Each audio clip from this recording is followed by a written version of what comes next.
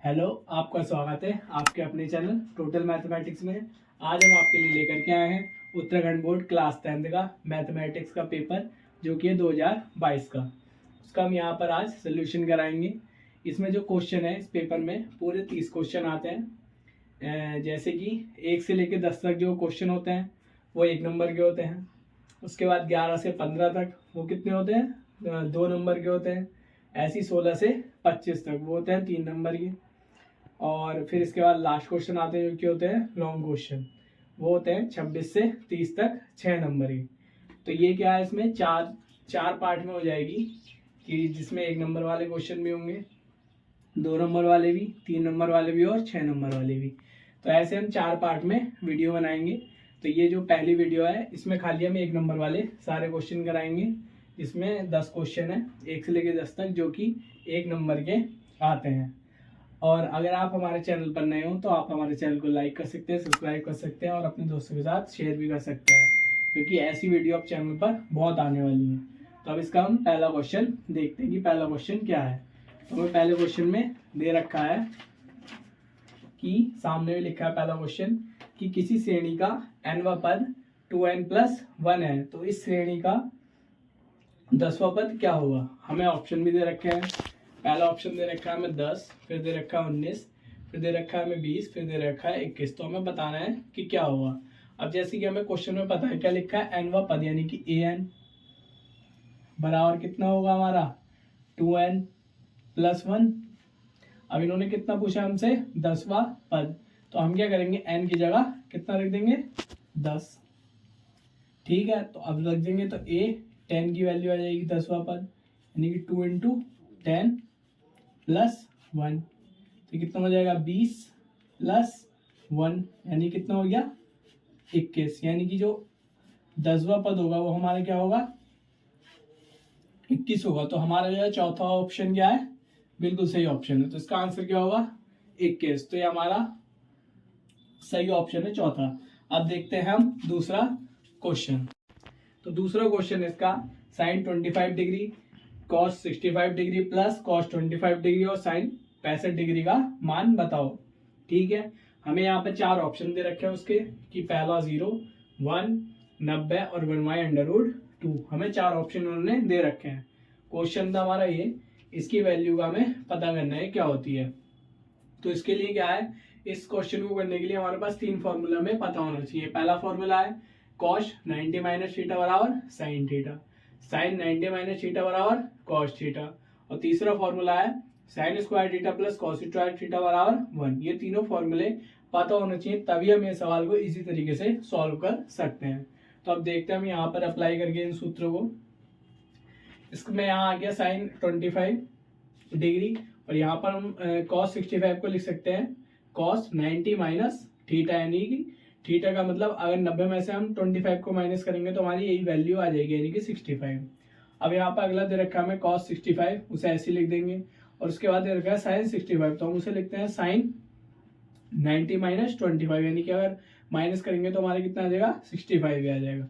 तो इसे हम दोनों को इस प्रकार लिख सकते हैं। अब क्या करेंगे, यहाँ पर यहाँ आ जाएगा sin 25, यहाँ था cos 90 - थीटा, में इसे लिख सकते हैं sin थीटा, यानी कि sin 25 डिग्री आ जाएगा। प्लस वहां पे लिख दिया हमने cos 25 था, वहां है हमारा sin 90 - थीटा, उसे लिख सकते हैं cos थीटा, यानी cos आ जाएगा हमारा 25 डिग्री। अब इनकी क्या हो जाएगी, मल्टीप्लाई हो जाएगी, तो आ जाएगा sin स्क्वायर 25 डिग्री, प्लस इनकी मल्टीप्लाई हो जाएगी, यहाँ आ जाएगा cos स्क्वायर 25 डिग्री। अब हमें फॉर्मूला पता है कि क्या होता है, sin square theta plus cos square theta बराबर कितनी वैल्यू होती है इसकी 1। तो यहाँ पर भी वही फॉर्मूला बनना है, इसकी वैल्यू कितनी हो जाएगी 1। तो हमारे पास जो 4 ऑप्शन दे रखे हैं, तो उसमें जो सेकंड वाला ऑप्शन है जिसकी वैल्यू क्या है 1, तो ये ऑप्शन क्या होगा हमारा, ये इसका आंसर होगा। अब देखते हैं हम, इसके बाद 2 क्वेश्चन हमारे हो चुके हैं। अब देखते हैं हम तीसरे क्वेश्चन। तीसरा क्वेश्चन है, इसमें दे रखा है गोले का व्यास हमारे पास दे रखा है 14 सेंटीमीटर है, और जो इसका वक्रपृष्ठ है वो हमें पता लगाना है कि वो कितना हुआ। और हमें 4 ऑप्शन दे रखे हैं। एक दे रखा है 308 सेंटीमीटर स्क्वायर, एक दे रखा है हमें 4312/3 सेंटीमीटर स्क्वायर, तीसरा में दे रखा है 616 सेंटीमीटर स्क्वायर, और एक दे रखा है हमें 154 सेंटीमीटर स्क्वायर। तो हमें इससे पता लगाना है कि इनका जो वक्रपृष्ठ है वो क्या होगा। तो इसमें हमें गोले का व्यास दे रखा है, व्यास से हम क्या करेंगे, त्रिज्या निकाल लेंगे, यानी कि रेडियस निकाल लेंगे, वो हमारी आ जाएगी 7 सेंटीमीटर, ठीक है, क्योंकि वो व्यास की आधी होती है। फिर क्या हमें बक पृष्ठ है, इसके लिए हमें गोले का जो बक पृष्ठ होता है उसका फॉर्मूला पता होना चाहिए क्या होता है। तो गोले का बक पृष्ठ कितना होता है, 4πr²। तो आर है, आर की जगह हम लिख सकते हैं 7, फॉर्मूला लगा देंगे 4, पाई का मान होता है 22/7 इंटू 7 तो यहाँ क्या करेंगे, 7 से 7 को काट देंगे। फिर क्या करेंगे, वहाँ पर 4 इंटू 22 के हम किससे 7 से मल्टीप्लाई कर देंगे तो हमारा आ जाएगा 154। फिर यहाँ बचेगा 4 से मल्टीप्लाई कर देंगे तो हमारा आ जाएगा 616 सेंटीमीटर स्क्वायर, जो कि हमारा थर्ड उसमें जो ऑप्शन है उसमें दे रखा है, जो कि हमारा आंसर थर्ड वाला सही है। अगर ये क्वेश्चन करना है तो इसके लिए हमें सबसे पहले गोले का जो बक पृष्ठ होता है या किसी और पे भी आ जाए वो पता होना चाहिए, तभी हम आगे क्वेश्चन को सॉल्व कर सकते हैं। तो ये हमारे 3 क्वेश्चन होंगे। अब देखते हैं हम चौथे क्वेश्चन को। तो इसमें चौथा क्वेश्चन हमें क्या दे रखा है, इसमें दे रखा है कि जो एक त्रिभुज है हमारे पास ABC, उसमें क्या हमें भुजाएं दे रखी है। AB बराबर दे रखा है 6√3 सेंटीमीटर, फिर दे रखा है AC बराबर 12 सेंटीमीटर, फिर BC बराबर दे रखा है 6 सेंटीमीटर, ये हमें दे रखा है। और इसमें हमसे पूछा है कि कोण B का मान बताओ कि वो कितना होगा। हमें 4 ऑप्शन भी दे रखे हैं जो कि आपको ऊपर दिख रहे होंगे। पहला दे रखा है 120 डिग्री, फिर दे रखा है 60 डिग्री, फिर तीसरा ऑप्शन दे रखा है 90 डिग्री और चौथा ऑप्शन दे रखा है 45 डिग्री। तो हम क्या करेंगे, पहले इसका डायग्राम बना लेंगे जैसा मैंने बना रखा है। त्रिभुज बना लेंगे ABC, जिसमें क्या करेंगे हम, AB बराबर दे रखा है 6 सेंटीमीटर, ठीक है, और AC में दे रखा है 12 सेंटीमीटर। तो अब क्या करेंगे हम इनका एक तरीके से पहले हम स्क्वायर निकाल लेंगे, ऐसे AB का स्क्वायर, AC का स्क्वायर, BC का स्क्वायर, तीनों के तीनों स्क्वायर हम निकाल लेंगे। ऐसे हमने निकाला पहले AB का स्क्वायर, वो हमें दे रखा है 6√3 का होल स्क्वायर, वो हम निकाल लेंगे, इसका 6 का 36 हो जाएगा और √3 का 3 हो जाएगा खाली, तो आ जाएगा इसका 108। ऐसे निकाल लेंगे हम AC का, यानी कि 12 का स्क्वायर, वो आ जाएगा हमारे पास 144। ऐसे BC का निकाल लेंगे जो आ जाएगा हमारा 6 का स्क्वायर यानी कि 36, ठीक है। उसके बाद क्या करेंगे हम, यहाँ पर हम देख रहे होंगे तो यहाँ पर क्या है, एक थ्योरम बननी है जो कि हमारी होती है पाइथागोरस थ्योरम, जो कि उसको क्या करेगा, ये सेटिस्फाई करेगा उस थ्योरम को। हमारे पास क्या होगा, हमारे पास क्या होता है, कर्ण का स्क्वायर बराबर लंब का स्क्वायर प्लस आधार का स्क्वायर, यही होता है।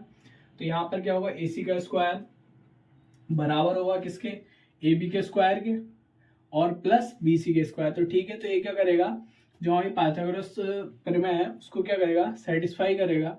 अगर पाइथागोरस प्रमेय को सेटिस्फाई करता है तो इसमें जो कोण B होगा वो क्या होगा, हमारा समकोण होगा। तो हमें 4 ऑप्शन ऊपर दे रखे हैं, जिसमें तीसरा ऑप्शन जो हमारा 90 डिग्री है वो क्या होगा, हमारा तीसरा वाला ऑप्शन जो वहां पर हमें 90 डिग्री दे रखा है वो क्या होगा, हमारा सही होगा। तो वहां पर हम क्या करेंगे, उसे राइट कर देंगे। तो अब देखते हैं हम इसमें 5वें क्वेश्चन को।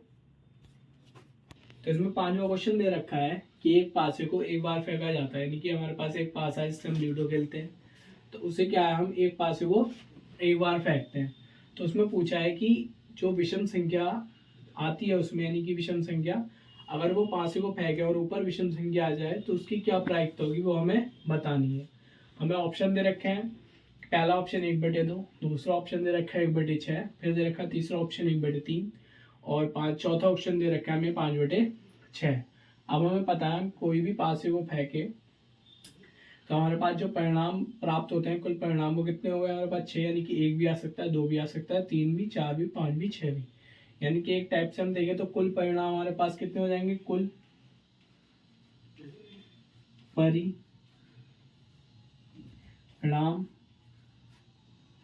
तो वो कितने हो जाएंगे हमारे पास, ठीक है, वो कितने हो जाएंगे हमारे पास 6 परिणाम, ठीक है।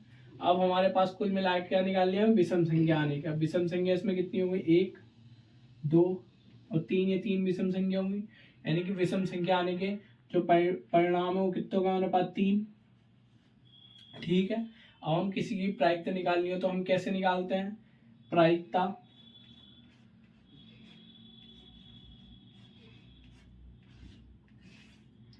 प्रायिकता बराबर कैसे निकालते हैं हम, जो भी हमारे पास टोटल हो वो लिख देते हैं, यानी कि 6 हमारे पास टोटल है और उसमें विषम संख्या आने के परिणाम हमारे पास कितने हैं, 3, कितनी हो जाएगी 3/6, यानी इसे काट देंगे 1/2, तो इसकी प्रायिकता कितनी हो जाएगी 1/2।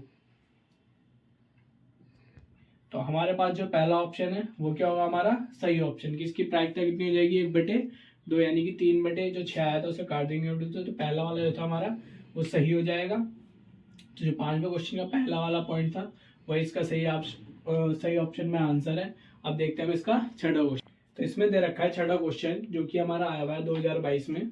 वो दे रखा है कि बिना लंबी विभाजन प्रक्रिया करे हमें बताना है जो हमें परिमेय संख्या दे रखी है इसका जो दशमलव प्रसार होगा वो शांत होगा या अशांत होगा। सबसे पहली बात हम देखते हैं यहाँ पर शांत होने के लिए हमें क्या कंडीशन चाहिए होती है। शांत होने के लिए हमें कंडीशन चाहिए होती है कि जो भी हर में है वो क्या किस रूप में होना चाहिए 2 की पावर m और 5 की पावर n के रूप में होना चाहिए। ठीक है, अब यहाँ पर हम देखते हैं वही चीज हर में। अब हर में क्या दे रखा है, ये है तो सेम चीज लेकिन हमारे पास ये एक्स्ट्रा में 7 की पावर 5। ठीक है, अगर हमें शांत चाहिए होता तो क्या होता है यहाँ पर ये संख्या होनी चाहिए 2 की पावर m और 5 की पावर n के रूप में। तो इतना तो है लेकिन ये एक्स्ट्रा में भी है, लेकिन हर में हमें क्या चाहिए होता है यही चाहिए होता है, लेकिन यहाँ पर ये नहीं है। तो हम यहाँ लिख सकते हैं कि ये इसकी आवर्ती क्या होगी अशांत आवर्ती का होगा इसका दशमलव प्रसार। ठीक है, तो अब देखते हैं इसका अगला क्वेश्चन, क्योंकि ये तो इजी क्वेश्चन था, इसमें खाली हमें यही बताना था कि ये शांत है या अशांत। तो हमने यहाँ से देख के वो बता दिया कि ये अशांत आवर्ती का। अब देखते हैं हम अगला क्वेश्चन को, जो कि क्वेश्चन नंबर 7। तो इसका 7वां क्वेश्चन है। इसमें क्या है, हमें द्विघाती बहुपद याद करना है जिसके हमें शून्यों का योग और गुणनफल हमें दे रखा है क्रमशः, जो कि हमारे पास 0 और √5। अब हमें ज्ञात करना है इसका बाकी, यानी कि बहुपद याद करना है। शून्यों का योग हमें पता है अल्फा प्लस बीटा होता है, और जो शून्यों का गुणनफल होता है वो अल्फा बीटा होता है, वो हमें दे रखा है। अब हमें क्या इसका द्विघात बहुपद निकालना है। इसे करने के क्या है, 2 तरीके हैं। एक तरीके से बिल्कुल आप सीधे कर सकते हैं और दूसरा तरीका ये है। पहला तरीका ही बताऊंगा। उसमें क्या दे रखा है कि हम मान लेंगे कि यहाँ पर द्विघाती समीकरण हमारी ये है कि ax² + bx + c बराबर आ जाएगा हमारा यहाँ पर, बराबर आ जाएगा हमारा यहाँ पर 0। ठीक है, हम इसे बना लेंगे समीकरण नंबर 1। फिर क्या करेंगे हम यहाँ पर, हमें यहाँ क्वेश्चन में दे रखा है और ये हमारा फॉर्मूला भी होता है कि शून्यों का योग बराबर -b/a होता है, तो ये लिख देंगे। और यहाँ पर हमें शून्यों का योग दे रखा है 0, यहाँ हम मान लेंगे 1 बराबर -b/a। यहाँ पर हमने 1 इसलिए हमारा कुछ नहीं दे रखा था, और जो उधर की वैल्यू गुणनफल में भी जब निकालेंगे वहाँ पर भी हम 1 मान लेंगे। फिर हमें गुणनफल में दे रखा है कि अल्फा बीटा बराबर हमारा क्या फॉर्मूला होता है c/a, वो लिख देंगे। और अल्फा और बीटा का मान हमें दे रखा है गुणनफल का मान √5, वहाँ भी मान लेंगे हम उसके नीचे a का मान 1। तो यहाँ से हम क्या करेंगे a b c की वैल्यू निकाल लेंगे, जो कि हमारी a की आ जाएगी 1, b की आ जाएगी 0, c की आ जाएगी √5। फिर क्या करेंगे समीकरण 1 से, तो यहाँ हम सब मान रख देंगे। इससे a का मान क्या आ जाएगा हमारा 1 यानी कि x², b का मान हमारा 0 हो जाएगा, और जो भी c की वैल्यू होगी वो आ जाएगी हमारी √5। तो इस इक्वेशन बन जाएगी यहाँ पर x² + √5 बराबर 0। तो ये हमारी क्या हो जाएगी पूरी की पूरी इक्वेशन। अब इसका दूसरा तरीका यह है, वो है आसान तरीका। उसमें क्या दे रखा होता है, हमें खाली शून्य को योग और गुणनफल दे रखा होता है। इसमें एक फॉर्मूला होता है, उसमें क्या दे रखा होता है a ब्रैकेट में शून्य का योग प्लस, और जो भी हमें क्या दे रखा है गुणनफल, प्लस हम उसमें लिख देंगे b और ब्रैकेट में लिख देंगे इनका गुणनफल बराबर अचर पद अगर दिया हुआ तो उन्होंने बराबर फिर कर देंगे 0। ठीक है, बाकी इन्हें जोड़कर जो भी हमें दे रखे होंगे उससे क्या होगा सीधी इक्वेशन आपकी आ जाएगी। वैसे करना चाहें तो आप वैसे कर सकते हैं, लेकिन ये मेरे को सिंपल लगा, इससे आप सभी समझ सकते हैं, इसलिए मैंने ये तरीका करा दिया। अब देखते हैं, ये क्वेश्चन नंबर 7 हो चुका है। अब देखते हैं हम 8वें क्वेश्चन को। तो इसमें हमें दे रखा है 8वां क्वेश्चन की द्विघाती समीकरण दे रखी है x² - 4x + 4 बराबर 0। इसमें करना हमें जो इसके मूल होते हैं उसकी प्रकृति को बताना है कि जो मूलों की प्रकृति होगी वो क्या होगी। ठीक है, तो वो निकालने से पहले हमें इसके सूत्र पता होने चाहिए कि सूत्र हमारे क्या होते हैं। इसके सूत्र होते हैं ये, अगर ये हमको याद है तो हम आसानी से क्वेश्चन कर सकते हैं। इन सवालों में सबसे पहले हम क्या निकालते हैं d, और d का सूत्र होता है d बराबर b² - 4ac। इससे हमारे मूलों की प्रकृति का पता चलता है। इसमें अगर हम d की वैल्यू निकालेंगे, d की वैल्यू क्या होगी बड़ी होगी किससे 0 से, यानी ग्रेटर देन होगी किससे 0 से, तो वहां पर क्या होगा तो भिन्न वास्तविक मूल होंगे। ठीक है, अगर d की वैल्यू 0 के बराबर होगी तो वहां पर 2 बराबर वास्तविक मूल होंगे। ये दोनों की वैल्यू क्या होगी सेम होगी, वहां पर क्या होगी ऊपर अलग अलग होगी। अगर d की वैल्यू क्या है, स्मॉल देन है किससे, 0 से। अगर हमारा डी का मान यानी -5 छोटा आया तो उसमें क्या होगा, कोई वास्तविक मूल नहीं होंगे अगर डी की वैल्यू क्या होगी, छोटी। अब वही क्वेश्चन हम यहाँ पर देखते हैं।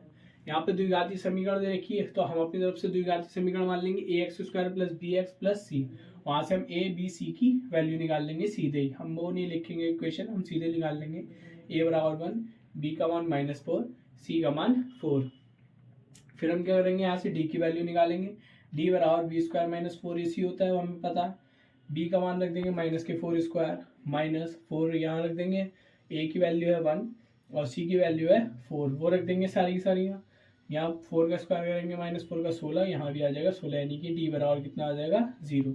अब हमें पता है अगर d बराबर 0 हो तो हमारे जो मूल होंगे वो कैसे होंगे, बराबर होंगे और कैसे होंगे, वास्तविक मूल होंगे। ठीक है, यानी कि अगर हम इसके मूल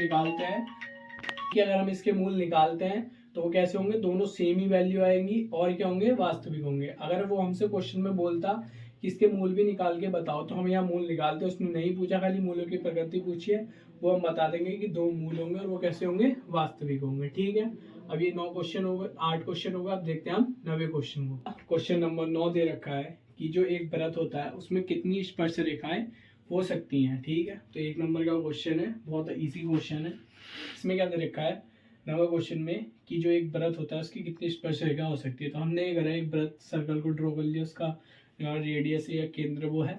ठीक है, अब हमारे पास क्या बोला है उन्होंने, कितनी स्पर्श रेखाएं खींच सकते हैं। ठीक है, स्पर्श रेखाएं क्या है, किसी पॉइंट से होकर के जाएंगे। पॉइंट क्या है, एक वृत्त पर बहुत सारे हो सकते हैं, बहुत सारे, यहाँ से लेके यहाँ तक। इसके बाद क्या है, स्पर्श रेखा तो हम कितनी भी खींच सकते हैं, ये खींच सकते हैं, यहाँ भी खींच सकते हैं, यहाँ भी, यहाँ भी, यहाँ भी।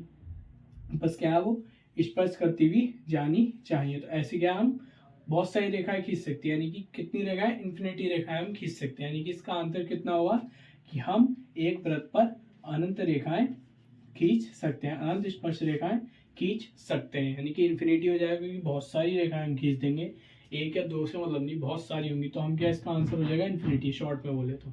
अब हम क्या है, 9 क्वेश्चन हो गए, हम देखते हैं इसका 10वां क्वेश्चन। 10वें क्वेश्चन में हमें दे रखा है कि एक निश्चित घटना की कितनी प्रायिकता हो जाए, यानी कोई निश्चित घटना है, होनी ही होनी है, तो उसकी घटित होने की क्या प्रायिकता होगी। तो इसे निकालने के लिए हम यहाँ पे देखते हैं कि यहाँ पर हमें क्या देगा, निश्चित घटना की प्रायिकता। तो उसके लिए अभी हमने इससे पहले वाला एक क्वेश्चन भी आया था प्रायिकता का, उसमें भी हमने निकाला यानी टोटल परिणाम। अब क्या होगा, किसी घटना के घटित होने का परिणाम 1 होगा। ठीक है, अब क्या होगा, उसके कुल परिणाम कितने होंगे, 1, यानी कि वो घटित ही हो रही है।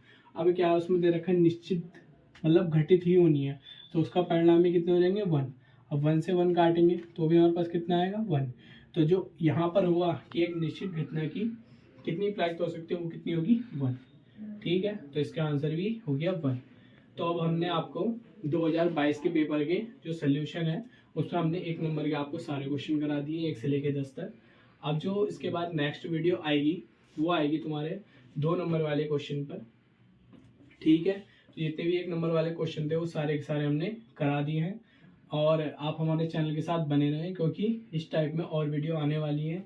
और जब ये पेपर का सोल्यूशन हो जाएगा पूरा तो इसके बाद हम लेकर के आएंगे जो भी इस चैप्टर के, हर चैप्टर के जो भी इंपॉर्टेंट क्वेश्चन होंगे उन पर हर एक दिन एक एक वीडियो आती रहेगी, जिससे आपको पेपर के लिए इंपॉर्टेंट क्वेश्चन आपके अलग ही तैयार हो जाएंगे। तो इसके लिए आप हमारे चैनल को सब्सक्राइब कर लें, लाइक करें, जिससे कि आपके पास नोटिफिकेशन पहुंचती रहे हमारी वीडियो आने की। तो अगर आप हमारे चैनल पर नए हो तो आप हमारे चैनल को लाइक करें, सब्सक्राइब करें, अपने दोस्तों के साथ शेयर करें। अब मिलते हैं हम इसके सेकंड पार्ट में।